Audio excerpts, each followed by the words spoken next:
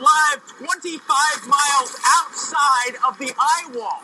We're not even in the worst of it just yet, but we've just got a report back from the meteorologist at the Weather Channel that there is lightning inside that eye wall. That means that it's an indication of this storm strengthening.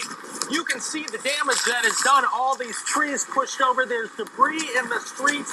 There are coconuts everywhere. And I say that because those coconuts can turn into cannonballs in this type of wind. We've got major gusts coming through. I don't have the anemometer on me right now, so I can't tell you exactly what that's like.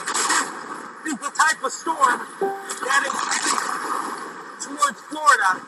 UN officials say it's the worst humanitarian crisis in Haiti since the 2010 earthquake. A major bridge in the southwestern part of the country was destroyed, cutting off the land route of emergency supplies. The Haitian government has been forced to postpone Sunday's presidential election.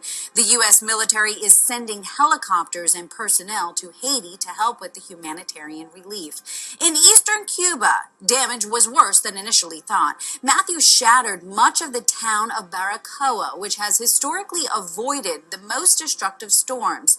Hurricane winds stripped the roofs from many homes, and many other houses collapsed in the storm surge.